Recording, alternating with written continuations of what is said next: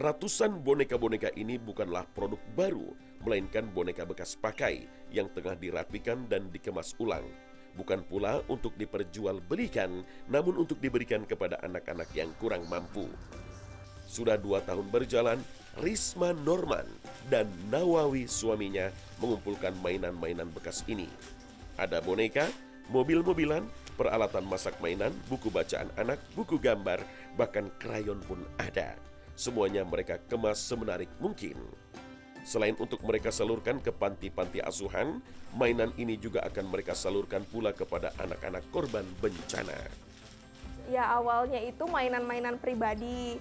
Pas saya pisahkan media sosialnya di @sedekahmainan, banyak orang yang berminat mau sumbang juga.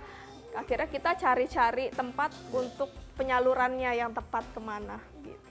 Awalnya kan istri saya kan ngajar anak jalanan ya, anak-anak. Ketika dia ngajar anak jalanan, ternyata tuh anak-anak yang diajar tuh lebih semangat belajarnya. Di situ kami berdua melihat bahwa anak tuh ternyata semakin bersemangat belajarnya ketika dia ada mainan gitu. Dan saya juga terinspirasi ngelihat anak-anak yang belum tentu semua anak itu di Indonesia itu bisa punya mainan, nggak semua anak itu beruntung gitu. Akhirnya dengan adanya program ini, alhamdulillah anak-anak bisa punya mainan. Ide pengumpulan mainan bekas ini awalnya adalah niat untuk membantu proses belajar bahasa Inggris bagi anak-anak didik Risna Rosman dan Nawawi suaminya.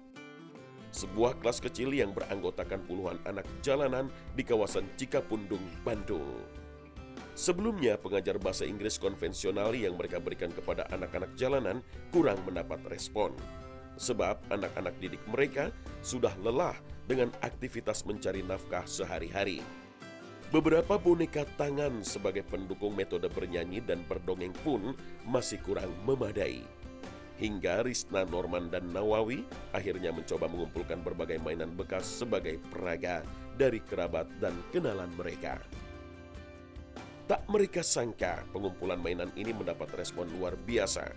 Berkat penyebaran di media sosial, setiap hari mainan bekas yang mereka terima pun semakin membludak.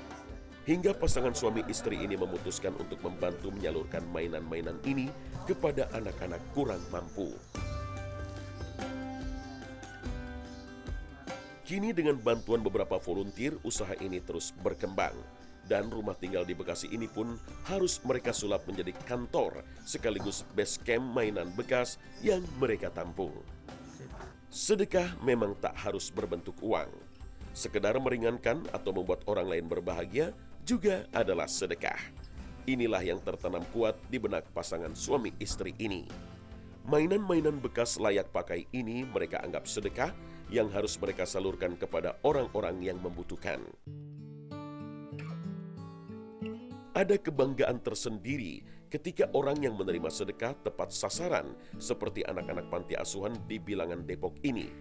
Raut bahagia begitu tampak nyata saat mereka menerima bingkisan yang tak biasa. Biasanya jarang ada yang ngasih mainan banyak, tapi sekarang ada yang ngasih mainan banyak. Aku sangat senang. Dan banyak mainan, ada ini, dan juga ada ini. Bersedekah tak sekedar soal materi kebutuhan pokok, sandang, ataupun tempat tinggal. Membuat anak-anak yatim, anak-anak korban bencana, dan anak-anak kurang mampu lainnya menjadi tersenyum juga merupakan sebuah sedekah. Sebuah sikap positif yang wajib kita contoh. Ada beberapa keutamaan sedekah yang tertuang dalam Al-Quran dan hadis Rasulullah SAW. Pertama, sedekah dapat menghapus dosa sebagaimana air memadamkan api. Hadis riwayat Tirmizi nomor 614. Kedua, bersedekah bisa membawa berkah pada harta yang dimiliki sesuai dengan hadis Rasulullah SAW yang berbunyi. Dari Abu Hurairah radhiyallahu anhu bahwasanya Rasulullah SAW bersabda, "Tidaklah sesuatu pemberian sedekah itu mengurangi banyaknya harta. Tidaklah Allah itu menambahkan seseorang akan sifat pengampunannya, melainkan ia akan bertambah pula kemuliaannya. Juga tidaklah seseorang itu merendahkan diri karena mengharapkan keridhaan Allah, melainkan ia akan diangkat pula derajatnya oleh Allah Azza wa Jalla." Hadis riwayat Muslim. Ketiga, janji Allah akan melipat gandakan pahala bagi mereka yang bersedekah. Sesungguhnya, orang-orang yang bersedekah, baik laki-laki maupun perempuan, dan meminjamkan kepada Allah pinjaman yang baik, niscaya akan dilipat gandakan kepada mereka, dan bagi mereka pahala yang banyak. Al-Quran Surah Al-Hadid ayat 18. Keempat, Allah telah menyiapkan pintu surga khusus bagi mereka yang bersedekah. Abu Hurairah berkata bahwa beliau pernah mendengar Rasulullah SAW bersabda, "Barang siapa yang berinfak dengan sepasang hartanya di jalan Allah, maka ia akan dipanggil dari pintu-pintu surga. Hai hamba Allah, inilah kebaikan." Maka orang yang termasuk golongan ahli solat, maka ia akan dipanggil dari pintu solat. Orang yang termasuk golongan ahli jihad akan dipanggil dari pintu jihad. Orang yang termasuk golongan ahli puasa akan dipanggil dari pintu Ar-Rayyan. Dan orang yang termasuk golongan ahli sedekah akan dipanggil dari pintu sedekah. Hadis riwayat Bukhari. Dan yang kelima, dengan bersedekah kita dapat terbebas dari siksa kubur.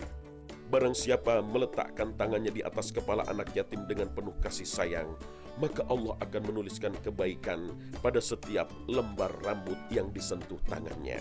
Hadis riwayat Ahmad, At-Tabrani, Ibnu Hibban, dan Ibnu Abi Aufa. Wallahu a'lam bissawab.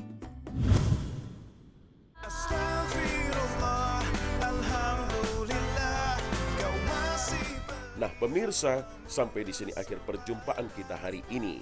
Semoga Allah Subhanahu wa Ta'ala senantiasa memberikan hidayah dan taufiknya kepada kita. Amin ya Rabbal Alamin. Terima kasih atas perhatian Anda.